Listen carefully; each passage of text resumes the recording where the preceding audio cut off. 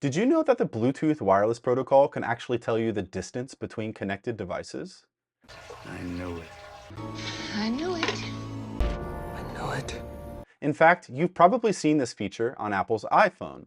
And if you grab an Apple AirTag, you're able to see that they're using the RSSI, or Relative Strength Signal Index, to determine the distance between the two devices. The stronger the signal, the closer the devices are. The weaker the signal, the further they are away. Now, if you've been watching my previous videos, you know that I've been focused on building a ChatGPT-powered voice assistant that controls all the smart devices in my home. And I've been installing these voice assistants in all the rooms of my home. Now, really, this device is just a Raspberry Pi, and this Raspberry Pi has a Bluetooth radio on it. So couldn't I use these voice assistants in my home to determine where me and my Apple Watch are? That's called Bluetooth presence detection, and that's what we're going to build today. Now, there are two ways you could go about doing this. One, you could install a piece of software called Room Assistant on the Raspberry Pi, and the other way is to actually connect an ESP32 to the voice assistant and then install a piece of software called ESPresence. We're going to use both strategies today and figure out which one is the best. So are you ready to build a ChatGPT-powered voice assistant that uses Bluetooth to track which people are in which rooms? All right, let's do it. Okay, so if you head over to my Wyoming Enhancements GitHub repository, you'll see that there's a new section 3.1 and 3.2. 3.1 is teaching us how to install Room Assistant directly on the Wyoming Voice satellite, and 3.2 will discuss how to install ESPresence on an ESP32 and then connecting that to the USB port on the Wyoming Voice satellite. So let's start with section 3.1, and you'll see down at the bottom that there is a written tutorial here. So let's bring that up. So first you'll want to SSH into your Wyoming Voice satellite, which you can see I've already done right here. I'm connected to my Loft satellite. And I'm going to go ahead and copy this first command that's installing Node.js onto my Wyoming Voice satellite. Now this will tell you to wait about 60 seconds. Just sit back, relax, and let it do its thing, and then it will kick off the process. I do want to point out that this is installing an older version of Node.js because the Room Assistant software hasn't been really maintained for a while now. We'll keep this in mind for our final comparison and our decision on what tool to use going forward. Okay, let's copy our next command, sudo apt update and add apt upgrade. This is just going to update all of our packages and perform upgrades. Okay, so in step 3, we're going to overclock the Raspberry Pi 02W. If you're using different hardware, you may not want to do this. So let's copy this command, sudo nano boot config text, and press Ctrl W, and we're going to search for ARM_FREQ ARM frequency. And then we're going to uncomment this, and we're going to set it to 1100. Press Ctrl X, Y, and then go ahead and save that and move on to step 4, where we are temporarily going to disable our memory swap. And then in step 5, we're going to edit this sudo nano swap file, and we're going to increase the swap to 1024. Now, I found all of this overclocking and increasing the swap size necessary because the Room Assistant software needs to be compiled, and it requires quite a bit of compute, and it can take a long time if you don't give it this extra space that it needs to do these compilations. On step 6, let's go ahead and copy. We're going to turn our swap back on now that we've increased the size of it. And then we're going to go ahead and reboot our Raspberry Pi so that all of these new changes take effect. All right, after the Raspberry Pi has rebooted and you SSH back into it, you could type in htop and you'll actually be able to see that your swap is now set to 1024. And if you wanted to, you could figure out how to check your CPU clock speed, but I promise you it's now at 1100. Okay, now on to step 8, where we install all of Room Assistant's dependencies. Okay, step 9's command will actually install Room Assistant onto your Raspberry Pi. The command that's on Room Assistant's website will not work. It requires a modified command, which I have here, that does things like write everything out verbose, it runs all the scripts in the foreground, and it installs a beta version 3.00 beta 4. Be sure and use this command and not the one that's on Room Assistant's website. So copy that, and let's go ahead and run it.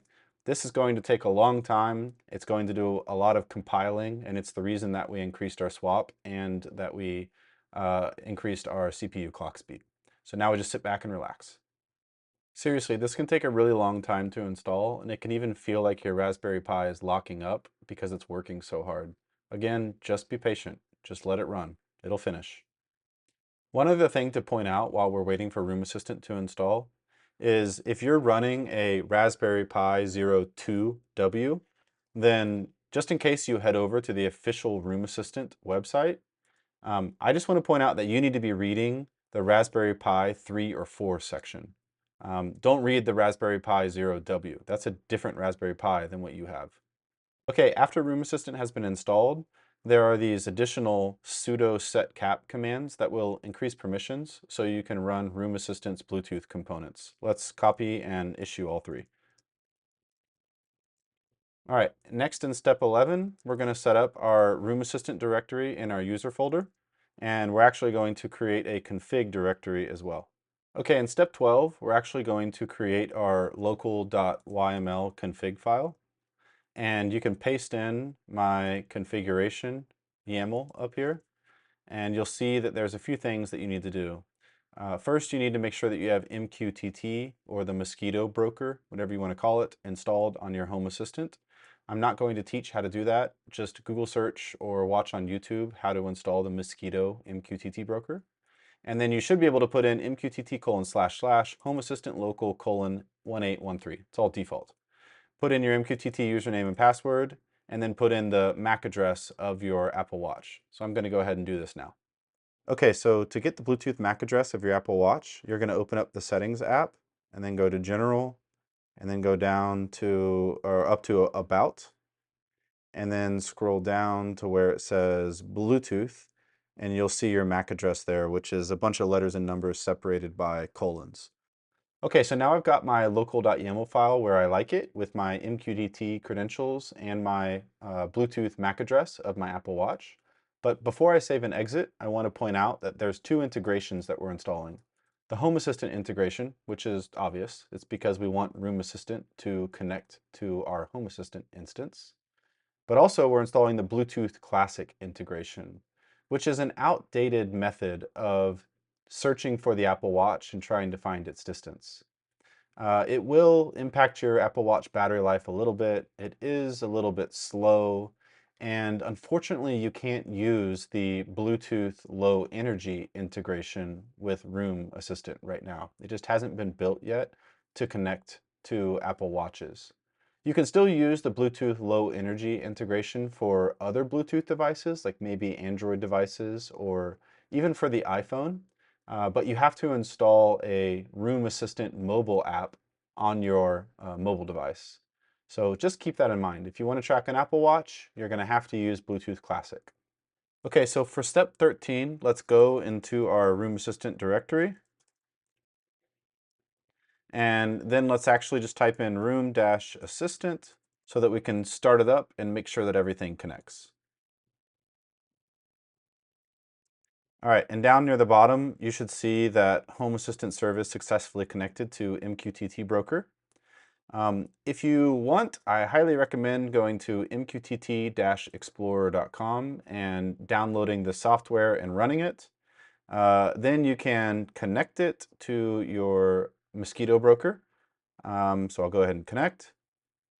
And in here, I can actually see that on my Home Assistant server, on the mosquito broker, that there is a Bluetooth Classic device. And I'll go to Sensor here and go to the Bluetooth Classic device. And you'll see that it is reporting my distance in meters. And step 14, we're going to set up our service file so that Room Assistant automatically starts whenever we boot up our Wyoming voice assistant. And then paste in my settings here. Find anywhere that it says your user here and go ahead and put in the name of your user. Mine is Loft Satellite, and I'll do the same thing up here, Loft Satellite.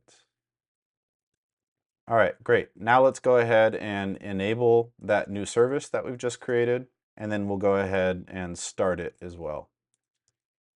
Okay, so now in Home Assistant, if we go to Settings, Devices and Integrations, MQTT, you'll see that there's a new device in here.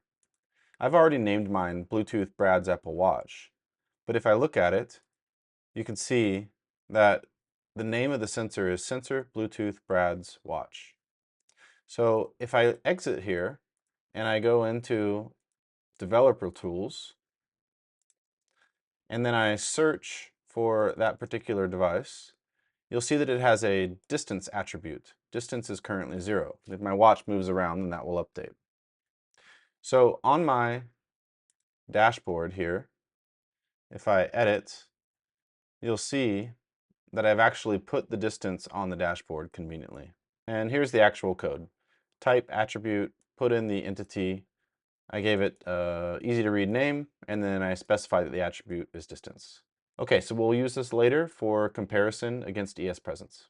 Moving on to the second strategy for Bluetooth presence detection on the Wyoming voice satellite, and that is installing ESPresence on a ESP32, like this one. This is called a Atom Light, and it's made by a company called M5 Stacks. And I love it because you can plug in a little USB-C cable like this, plug the other end into your laptop, flash it really quickly with ESPresence, and then we're going to be able to tuck it in right here and plug it directly in to our Wyoming voice satellite, and then we'll put this in the ceiling. So let's get started flashing our ESP32 with ESPresence. Okay, so back at the Wyoming Enhancements GitHub repository, we have section 3.2, and this is all of the written instructions for setting up ESPresence. So first, you're going to want to plug in your ESP32 into your computer, and you can confirm that it is in fact plugged into your computer by opening up System Information on your Mac and then going to USB and then looking for the actual device. So there's my M5 stack right there. Then you need to open up ESPresence.com on a Chrome or Chromium browser. And under base stations, you'll see that there's a bunch of different ESP32s that you could purchase. I'll also include links down below in the description. And we want to go to Install Firmware. Under Flavor, we'll select M5 Atom, and we'll do the latest version, 3.32. Click Connect, and you'll see that it's your M5 stack that it's detected through USB. And we'll say Install ESPresence, erase everything that's already on it, and go. So while we're waiting for our ESP32 to flash, I just want to take a moment to zoom out. This entire series that I've been building is how to build a voice assistant on a Raspberry Pi. And then we layered on top of that the ability to connect it to ChatGPT. And then on top of that, the ability for them to all become whole home audio streaming devices, kind of like Sonos. And now we're layering on top Bluetooth presence detection. I'm curious if you guys can guess what you think the next layer is going to be, but that's what this series is doing. I'm just going to keep putting more and more layers on the cake until we have a really great product. All right, let's go back to see how our ESP32 flashing is going. Okay, and flashing is complete, so let's click Next. And then we're going to connect it to our 2.4 gigahertz Wi-Fi network. If you get this error, you can click Skip, go to Logs and Console, and then we can go back, and you'll see now that it is on your Wi-Fi network. So I can click Visit Device right here. Note that the IP address is 192.168.20.94. So back to our instructions here. The next thing we want to do, give the device a name and add our MQTT credentials and endpoints. And then we're going to save and restart the ESP32. So back at Chromium here, let's call our ESPresence device Loft-Satellite. And for MQTT, homeassistant.local, port 1883. And then I'm going to put in my MQTT username and password. And then everything else on this screen I can leave at default. So I'm going to click Save on the bottom right-hand corner, and then Restart Device on the top left-hand corner. And then I'm going to open my handy MQTT Explorer app, and I now see here that there is a new device called Loft_Satellite. That means it is correctly talking to my MQTT server and emitting events. All right, in step 5, we need to go to a more advanced ESPresence web server UI so that we can enroll our Apple Watch with ESPresence. On the bottom of this UI is a click here to edit other settings. And be sure and go to ESPresence.com and read about all the configurations in here. There's a lot that you can do. Per the instructions in step 6, you'll see that there's Apple Watch enrollment steps. So the Apple Watch requires you to download a small application to the iPhone. That will install a little app on your watch, and we need that app for the enrollment purposes. Okay, now that I've installed the app on my phone, you'll see that you actually have a Bluetooth LE watch application. So I'm going to go to the devices user interface and click enroll, and then I'm going to call this device BLE Brad's watch, and then click enroll. And now I'm just going to scroll through the list of all the devices and look for ESPresence. All right, there it is. I'm going to click it, and it asks for a Bluetooth pairing request, to which I'm going to say yes, go ahead and pair. And now you'll see on the ESPresence UI that the device has been enrolled and called BLE Brad's watch. And just to confirm that everything is working, we'll open up our handy MQTT Explorer app, and we'll look under devices here, and we'll see all kinds of devices have come flooding in now. There's my watch, BLE Brad's watch, which is great. But I don't like all this noise that shows up in here. So what you can do is go to Settings, and then under Filtering right here, you can type in BLE_Brad's watch, and I'm going to actually type in my wife's watch as well. So BLE, there it is right there. And you just separate them with spaces. Separate all your devices with spaces. Click Save, click Restart, and then now, if I go back into MQTT Explorer, I'm going to delete this devices topic, and what you'll see is that it'll pop back in, but this time it'll only pop in BLE Brad's watch and BLE Olya's watch. Going back to our instructions here, we now need to create a sensor inside of Home Assistant so that it can track BLE Brad's watch. So I'm going to go ahead and copy this and then head on over to Home Assistant. You could go to your file editor, but I have Studio Code Server. And then in my configuration.yaml, I'm going to paste in my platform MQTT room, and then the name of your device, BLE_Brad's watch, and I included my wife's too down here. And then the path in MQTT to your device. So it's usually going to be ESPresence/devices/ the name of your device. All right, after we've created our sensor, we need to restart Home Assistant. We'll go to Settings, and then we'll click on these three dots here, and we'll restart Home Assistant. Now that my Home Assistant has rebooted, I'll open up the menu, and I'll go down to Developer Tools, and I'll type in BLE Brad's watch, and you'll see it's right here with a distance of 0.67. And if I move my watch around, you see now the distance is further out, about almost 2 meters, and then come back. And now it's time to unplug the ESP32, plug it into the actual Wyoming voice satellite. There we go. So we now have the ESP32 powered off of the Wyoming voice satellite, and I'm going to go set this up in the other room, and then I'll walk around and we'll measure performance. So there's our loft satellite running, and you can see on the top that it says I'm 1.2 meters from the loft satellite with Room Assistant, but about a half a meter from the ESPresence. So if I walk down the stairs here, and again it's tracking my watch, which is on my wrist right now, you'll see that ESPresence is updating in real time. So you can see they're kind of measuring the same distance, but Room Assistant does have a tendency to jump around in a wider range, and it has a serious lag on it. It can take sometimes 2 or 3 minutes to update. Let's go ahead and walk all the way back upstairs now.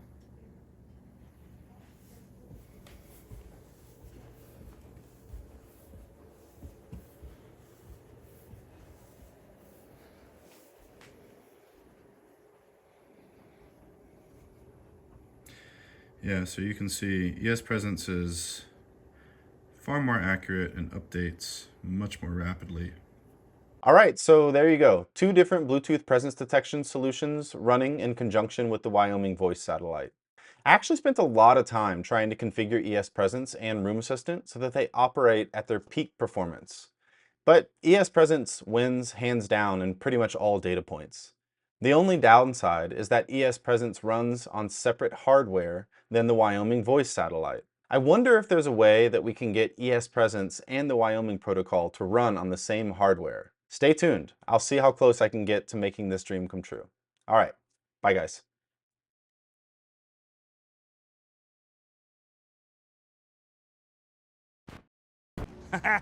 I knew it. I knew it! I knew it!